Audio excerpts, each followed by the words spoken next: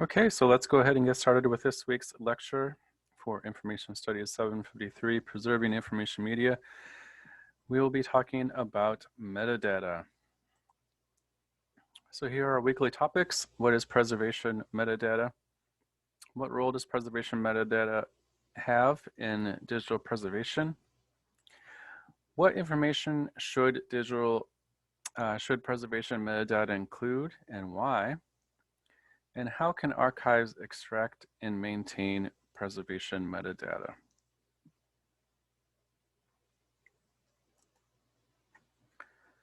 So we'll start by talking about the pretty basic nature of metadata. It is data about data. So above the surface, you might have the content of a record, whether it be a digital image file or an email or a digital recording.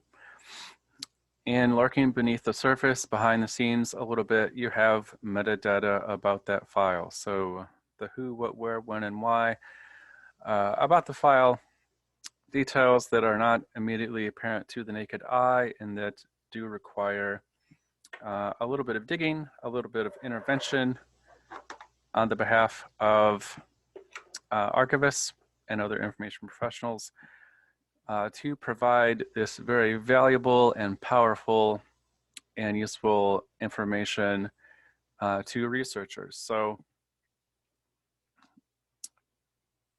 archivists are tasked with preserving both of these types of data. So again, this idea that we're preserving and making accessible not just the kind of superficial content of a record, but all of the deep and meaningful information that provides context to the record in providing that to our researchers.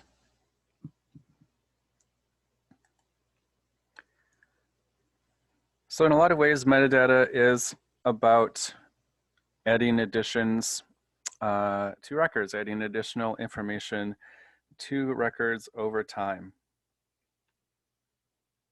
Much like you might add rooms onto a house. So you have the house, and then maybe as your family grows, as your family changes, you decide to add a den or an extra bedroom, and so on.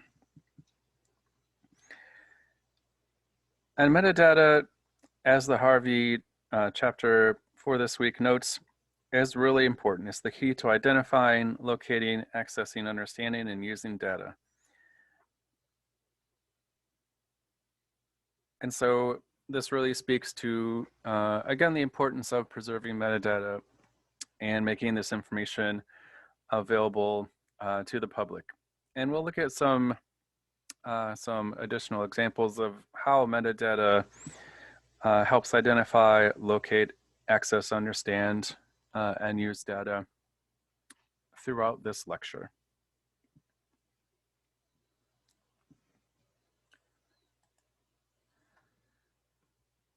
So these additions to our metadata house might occur at a few different stages throughout the life cycle of the record. So as the Harvey chapter notes, it's not just that metadata is added to a record once or derived from a record once, but it's a continual process throughout the life cycle of the record. So ideally, metadata provides a picture of the record before it is brought into a repository so that archivists and researchers have an understanding of the nature of the record during that point and the different technical characteristics of the record, the content of the record, the context of the record. And then during ingest, after the records are brought into the repository, additional metadata may be added to the record. So perhaps during ingest, there were some events that the record underwent, and so those would be added to metadata. Ideally, there is a fixity check done to the records to make sure that the record hasn't changed between when it was donated and when researchers might be able to access the record, at least without the archivist's knowledge. So that's a key way that metadata can be used to illustrate the authenticity of the record. It can give archivists the ability to say, okay, here is the fixed D information for this record before it came into the archive, and here's the fixed D information after we ingested the record, and they're the same. Nothing has changed, and so we can have a reasonable degree of certainty, and we can provide a reasonable degree of certainty to our researchers that the record that they're looking at is authentic, at least in the sense that it hasn't changed since it was donated, or at least it hasn't changed in ways that were sort of unplanned and may not be entirely clear to us as the archive. And then as subsequent actions take place, there may be additional metadata added to the record. So again, just to kind of summarize, we have a record which has existing metadata. So every digital record that you will interact with has some form of metadata. Usually if you right-click on it and select properties, it will show you metadata about your record. And so collecting metadata is really just a way of using some tool to extract the existing information and using the same tool or perhaps a different tool to add to the information, the metadata that already exists. So as records undergo things like migrations, fixity checks, virus checks, as they are maybe stored in a different place or the storage location of the file changes, these are things that metadata would indicate. And again, this just goes back to the idea of metadata supporting the identification, location, access, understanding, and general use of data.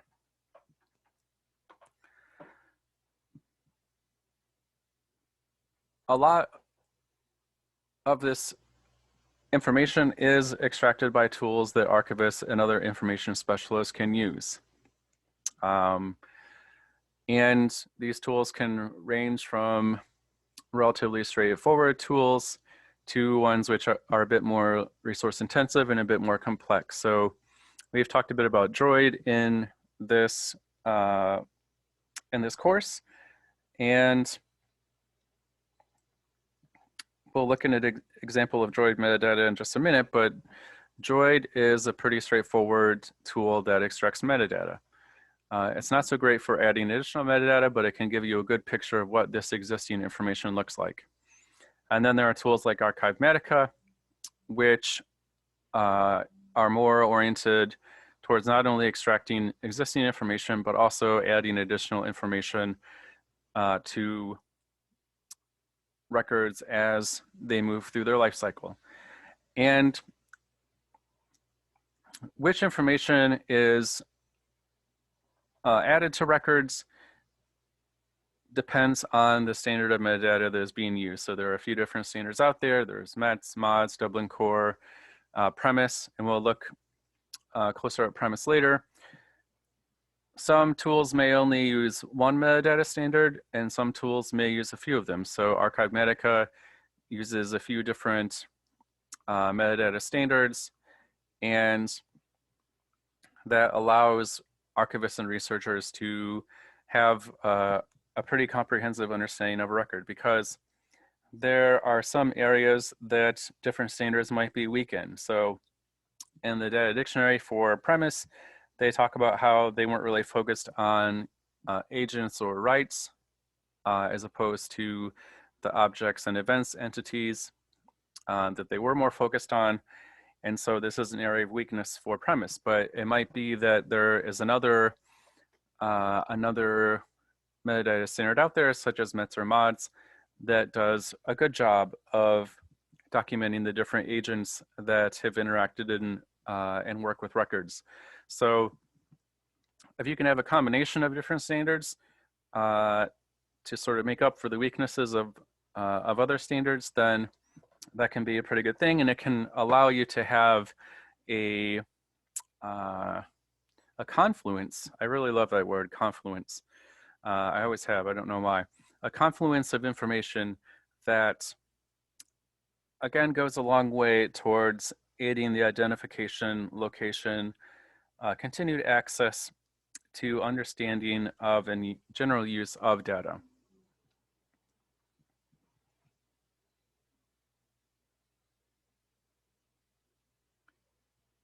So next we'll talk a little bit about the different types of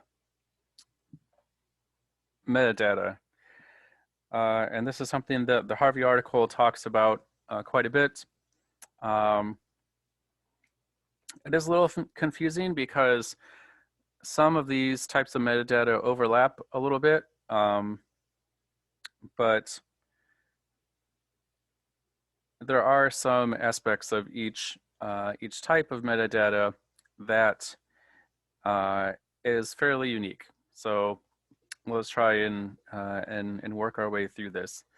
It's also confusing because preservation of metadata is considered a part of metadata, but I think Harvey also talks about how it is the sort of umbrella that other types of metadata are under.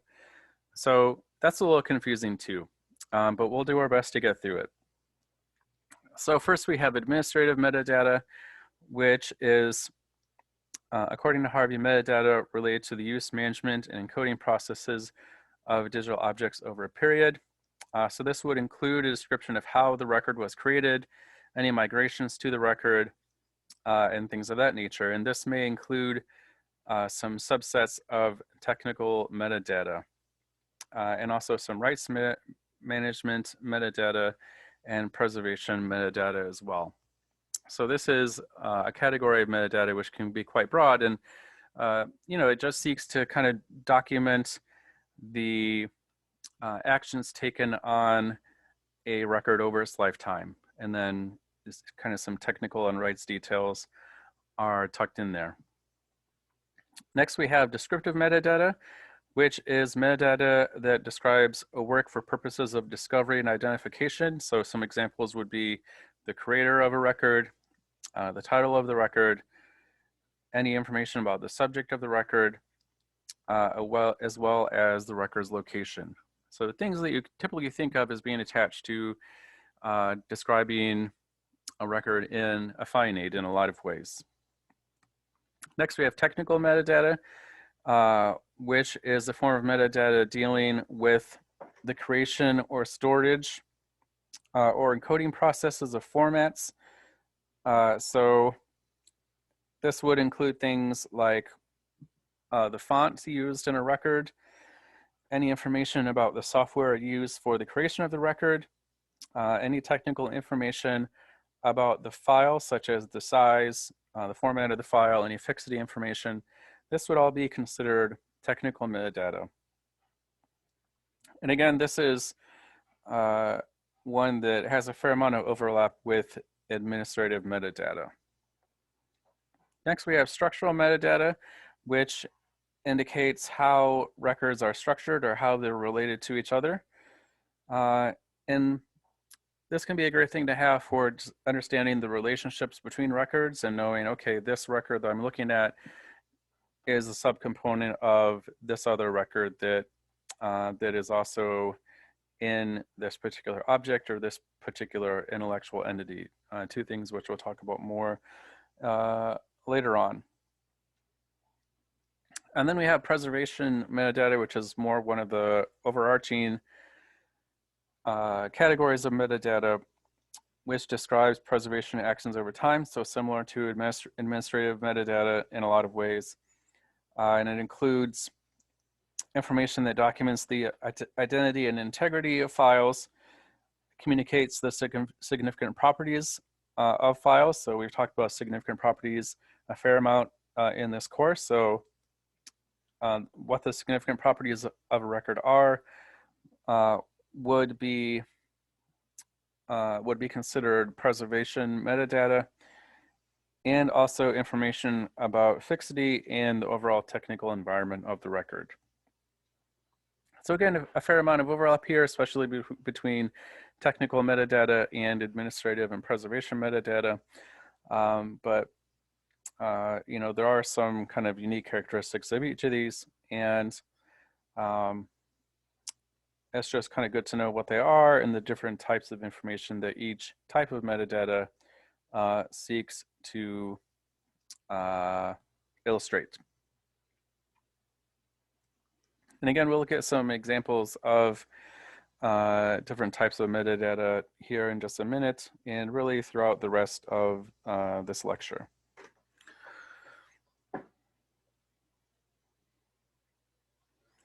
Okay, so I talked about Droid before, and this is metadata that is extracted from a folder using Droid. So it's interesting to look at this metadata here and try and identify which types of metadata we might be looking at.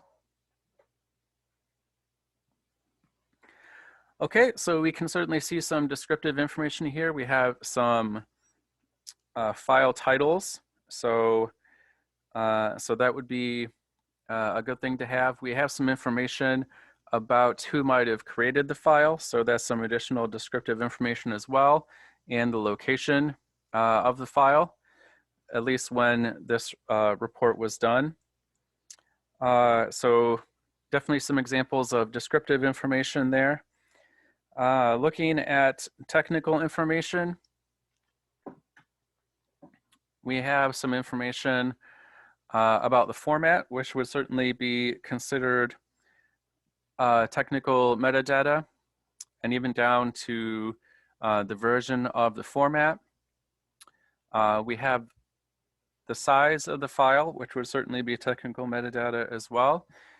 We have some information about the fixity of the record, or some fixity information, these hash codes that Droid generates to signify the unique structure of each of these records. So some pretty good technical metadata, some decent descriptive metadata. It talks a little bit about how these identifications were made. That might be more of administrative metadata, which looks at just kind of a general understanding of how the format of a record was verified. So that would be administrative information that you would want to include, and something that you would include in metadata, so that a researcher knew, okay, well, they're saying that this is PDF 1.4 based on pronom, which is the file format registry that Droid uses. So again, just some information that provides a little bit of context to the record, and that's useful for researchers to have. You don't see it in here, but if I had another folder within this record set, then there would be something that would indicate that that there was a subfolder here as well. Okay, well, it looks like I do have my subfolder here. So this shows us that this is a subfolder, so that's maybe some structural metadata as well. So it's showing that within this folder, there is a subfolder, and that isn't open in this particular report. So a little bit of structural metadata as well, more focused on the relationships between these, between records. So just within a pretty straightforward, but I would argue still pretty useful tool such as Droid, you can get some good examples of the different types of metadata that the Harvey and Mahard article, or the Harvey article, mentioned. So it's always helpful to have examples. So, here are some examples of what technical, descriptive, structural, and administrative data might look like. And then preservation metadata, again, includes some of the same things. So fixity, integrity, identity, the technical environment. We aren't really seeing a lot about significant properties, so that's something that isn't something that you can derive from Droid. But we will look at a premise example later on that is related to significant properties, so you'll have more of an idea of what that might look like.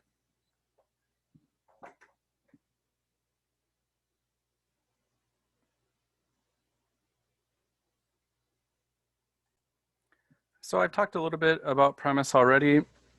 Premise is a fairly common and widespread metadata standard. It was developed by the Library of Congress, so it's got a good pedigree behind it, and international partners as well, but the Library of Congress was kind of the spearhead behind it.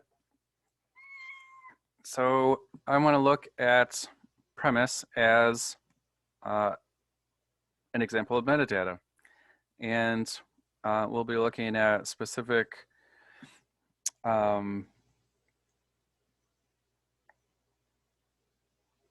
smaller structures within premise and talk a little bit about what kinds of metadata they might be considered, and also just talk about how they generally aid in some of the different tasks that we've talked before. So how they help identify records, locate them, and so on. So this is the overall structure of metadata. And it consists of these 5 larger semantic units. So we have intellectual entities, we have objects, we have rights, we have agents, and we have events. And so premise metadata is focused on providing details about all of these different things. So the objects themselves, any events that might have occurred to the object. So some of the ones that we talked about before or touched on before were migrations, virus checks, fixity checks. There's a whole host of different events that premise metadata could describe. Agents, so people that have the authority to act upon the record. So it might be an organization, it might be an individual. We'll look at an example of that later on. And rights, so what kind of rights are attached to the record? So for instance, is the copyright held by the donor? And things like that. So premise is particularly strong. Oh, and then I'll talk about intellectual entities, which are kind of larger entities, which may consist of many objects. So an example that the premise data dictionary gets is a scan book consisting of TIFFs and XML. So within this intellectual entity, there might be 50 or 60 TIFFs that are the scan pages of a book. And there are some good examples of what this might look like in the data dictionary. So if you have a chance to dig into that a little bit more, I found it really interesting actually to kind of read about premise and about how it's structured and all that. It was a very interesting exercise for me. I guess a lot of people might think that metadata is kind of dry, but I don't know, it provides like some real structure that I enjoy, and just kind of learning more about the different aspects of a record that ideally are documented. And it was just a really interesting read for me. I didn't read the whole thing, but yeah, very interesting. Metadata is surprisingly interesting. So as I mentioned, what we'll do now is we will look at some different excerpts of premise metadata from an example that the Library of Congress provides. And we'll talk a little bit about the information itself and also what type of metadata it might be. Again, just to kind of help put all this into context for you. Okay, so the first that we have here is the object identifier. What I should note is that not all of these units are considered mandatory in all situations, and it really just depends on the repository and the context. So an archive may not necessarily have information about rights or agents, and maybe they just focus on objects and events, and they don't really is interested in much, for whatever reason, in documenting the rights and agents that are related to a particular record. Objects is the only required one. Obviously, you need to have something that the metadata is about, but beyond that, they're optional. You know, it's probably a good idea to have as many of these as you can, but there is some flexibility tied into premise and how it's implemented, which is you know, probably a blessing and a curse. So kind of similar to DAX, how within DAX you don't have to provide every descriptive element. There is kind of a bottom line of description that you're supposed to provide, but beyond that, you can kind of pick and choose. Premise is similar to that, at least in spirit. Okay, so we have our object identifier here. And the identifier value is going to be a unique code within an institution for a file. So I guess kind of like a social security number. So it is the value that identifies the object. It's pretty straightforward. Obviously useful for identifying information, for having an understanding of which information is discrete from other information, just kind of understanding how information is separated. So definitely a really basic utilitarian piece of information to include. This I would probably connect to preservation data overall. So it definitely documents the identity of the record. So that's a pretty strong connection. And I think that's really the best one. You could say description as well, since it is focused on identification. So that might be another type of metadata that you would describe this as being relevant to. Maybe both. Again, it's a little subjective about exactly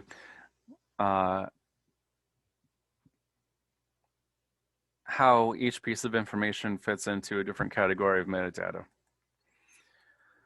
Okay, so this next one is an interesting one. It's the preservation level. So this indicates which preservation level has been assigned to this particular record. So this record is going to be emulated. It talks about the rationale, so institutional policy. So there is an institutional policy that this record or this type of record will be emulated. And it also talks about when the preservation level date was assigned. So this is pretty solidly administrative metadata for me. So it's just talking about the administrative decisions made surrounding a record. it talks a little bit about events that have occurred to the record over its life. So when this record was created, there wasn't someone that said, and we will emulate this in the future. It took an archivist to decide for whatever reason to emulate this record and provide access to it in that way. So that would be a decision that was made and something that is important to record. And it's also helpful to have sort of where is the rationale for doing so coming from. So there is a policy that theoretically researchers could look at and learn more about why this particular type of record was emulated. And again, that's just good contextual information to have that really helps researchers understand why what they're looking at is in the form that it is. So it can really be key to understanding the record that the researcher is looking at. Okay, and then we have significant properties. So something that we have talked about in this class a fair amount. So it even lists the different significant properties. So the character count and then the value. So the character count is 4,063. Another significant property is the word count, that is 712, the line count, which is 33. So this is just good descriptive information about the file. So saying, you know, here are aspects of this file. So I think, again, you can connect this to descriptive metadata as a type of descriptive metadata. And significant properties is also listed under preservation metadata as well. But obviously, having this understanding of the record can help you appreciate it and understand it a little bit more. It can serve as a way to identify the record. If you were looking for a way to identify this record as being separate from others, then the combination of significant properties within the record would be an identifying characteristic.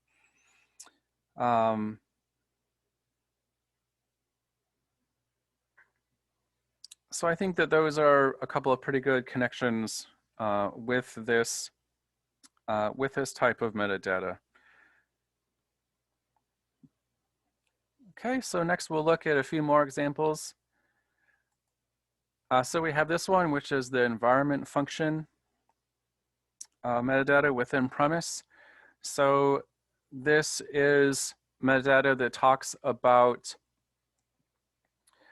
the software that the application or the software application used for this file or during the creation of this file. So WordPerfect for DOS 5.1, and then it talks about the origin of this environment. So again, really key information for understanding this record. If you're looking at a record, if you're looking at this record and you're using, you know, modern day Word, and you look at the metadata and see that, okay, well, this record was actually created and used during WordPerfect for DOS, then I have an understanding that this record might not be entirely authentic, and then there might have been some changes to it over time.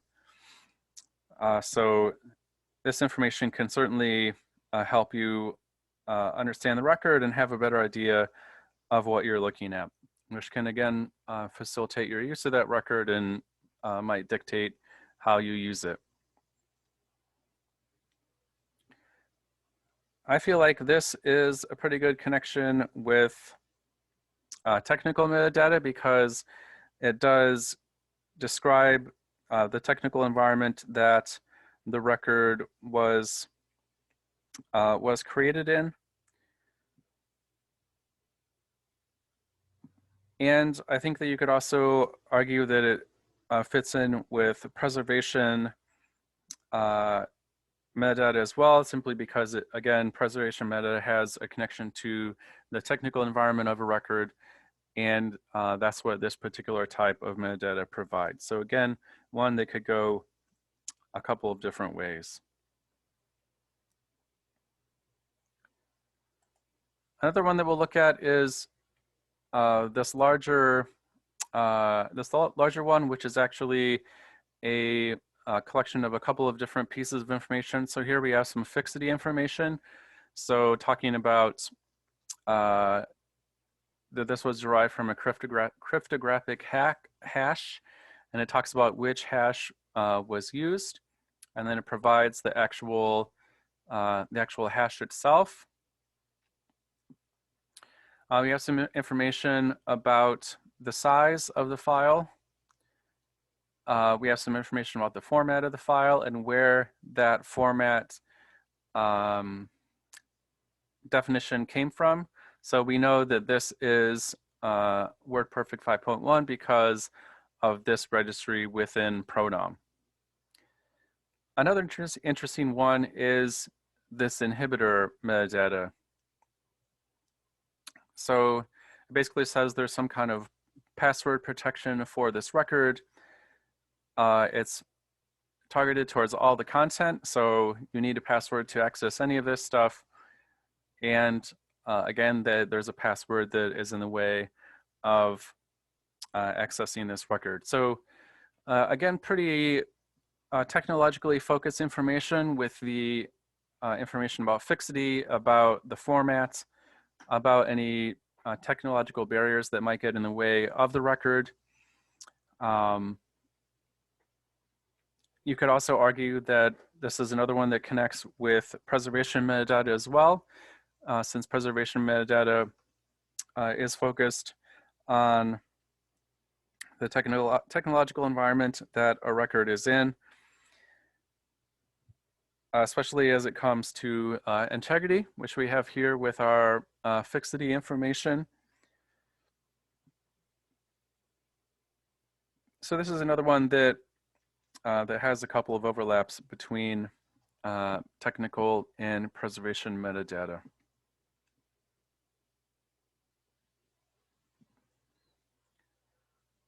So we'll look at one more. This is from the agency aspect of premise. So it talks about the agent name, not a real institution, since this is a example saying that this is an organization. So this would be an organizationally based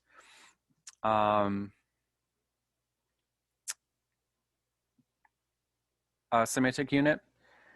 And then we have an individual named as well. So again, really just saying who has some control or some role over controlling this particular record and letting researchers know about that. That way that they at least have some idea who might have been in charge of making decisions about this record, and that can help them understand the nature of the record and how and why the record might have changed over time. So again, good information, maybe not vital information, but still good information for aiding in understanding a set of records. And then the last one that we'll talk about, and I had to kind of stop myself here because there are a lot of these that were really interesting to look at. So if you haven't already, I would really encourage you to look at the premise example that I have added to this week's course Canvas site, and just kind of dig through and see what other interesting nuggets of metadata you find. Is this relationship metadata information? So this talks about how different records are related to other records. So this is definitely focused on the structural metadata area. And so it's saying that this record has some relationship to a record with the object identifier value 004. So this would be the unique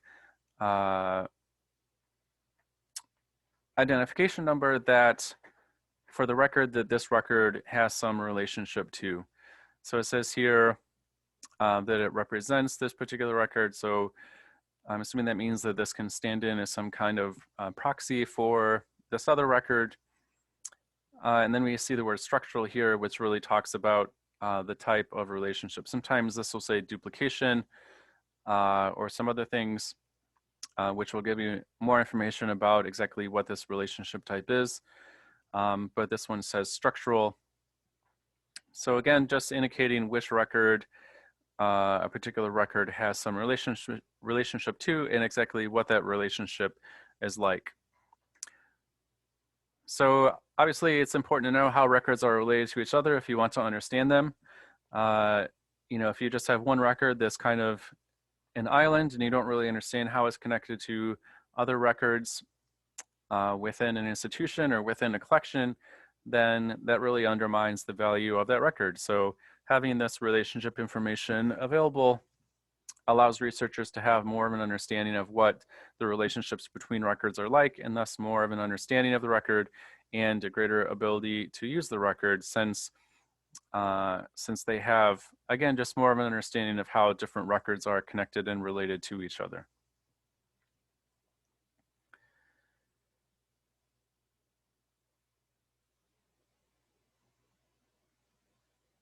So these are just some examples of different bits of metadata that premise will, or that fit the premise standard.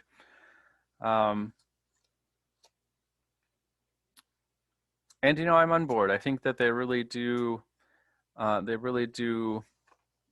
help researchers understand and understand different aspects of records and identify the records in the first place.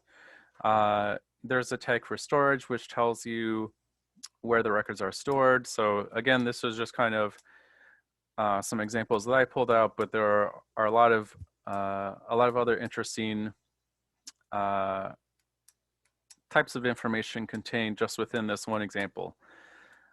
So this metadata is displayed through XML, which is really useful because it's very machine readable, and it's open source, and there are a lot of applications that can read XML. And this brings me to a really important consideration when it comes to metadata, which is sustainability.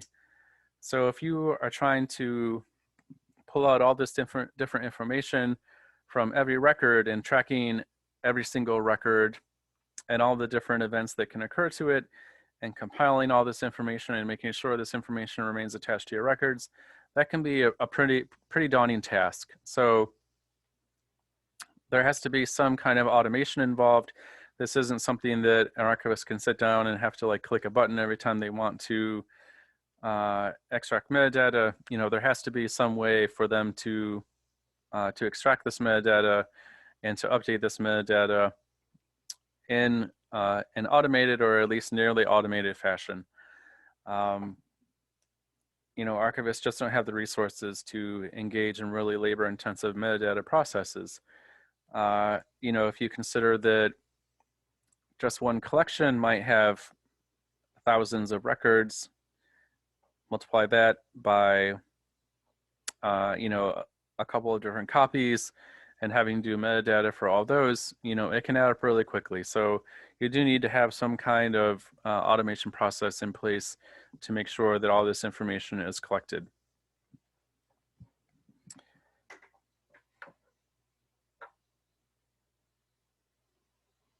What I'll do to wrap things up is to briefly talk about how metadata is represented in the National Digital Stewardship Alliance's levels of digital preservation. And if you take a look at these levels, you can definitely see that metadata permeates a lot of these different levels that archivists can aspire to achieve. So obviously there's a whole category called metadata, so that might be a good indication. But even if you look at some of the other levels outside of the metadata functional area, you can see that they still depend on metadata to be achievable. So under integrity, level 3, verify integrity information of content at fixed intervals. So you're going to do this through a fixity check, but if you don't have metadata telling you what the integrity information of a record is, then you don't really have anything to verify it against. Document integrity information verification processes and outcomes. So these processes and outcomes would be something that you would document as a part of the events aspect of premise. So if you did a verification process, a fixity check, and it came out positive, then you would want to include that in your metadata. Again, just to provide to, just to add to the level of information about a record, to support the authenticity of a record, and let your researchers and stakeholders know that that you have carried out this process.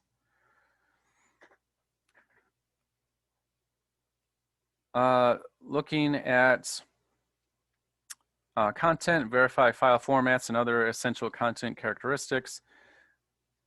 This is something that metadata is really great for displaying that this verification has taken place. Again, if you run a tool like Droid, it will say, yes, this is a valid representation of this file format, and here is some metadata showing you that this is the case. So metadata can serve as evidence that this verification has taken place.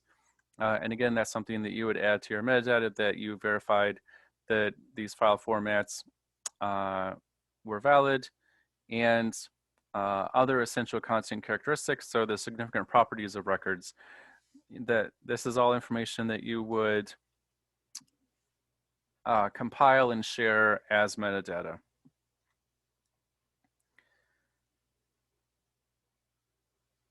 Another good one to look at is, let's see here, perform a periodic review of actions and excess logs. So this is a process or an event that you would also develop metadata to record.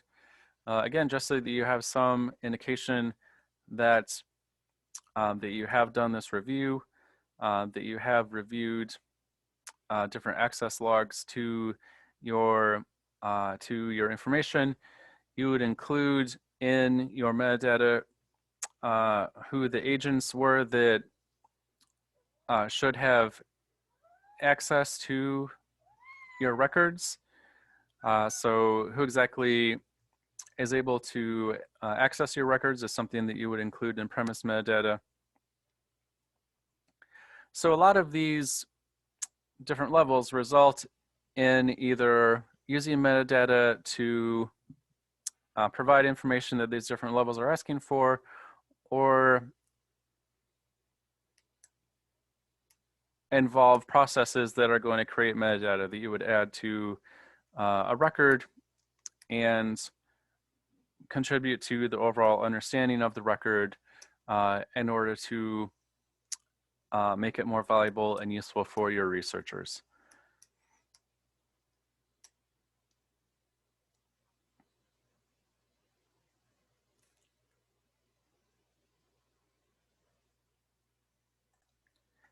Okay, we'll go ahead and call it a lecture there. Obviously, this is just kind of dipping our toes into metadata. We have a great metadata class here at UWM within SOAS. So if you're really interested in learning more about metadata, especially if you are interested in working with electronic records in the future, that might be a good way to further your understanding of metadata. I certainly haven't covered everything here, but I did want to do is just to provide a basis of understanding about what metadata looks like, what it is, what purpose it serves, how metadata might be extracted, and the different types of metadata, and then provide some examples of those different types of metadata so you can kind of connect them with a real world example, which I find is always a helpful way to understand something. You know, I can say technical metadata, but unless you see what it looks like, then it might be more of a kind of opaque concept for you. So I hope that you have learned more about metadata. It's something that we've talked a lot about in this class because it is so central to digital preservation. And so hopefully you already had a reasonably good idea of what metadata is and what it does. But hopefully this lecture has served as a reinforcement of your ideas of metadata, and also something that expanded your understanding of metadata a little bit further. As always, if you have any questions, feel free to let me know, and I will do my best to answer them. And as always, stay safe.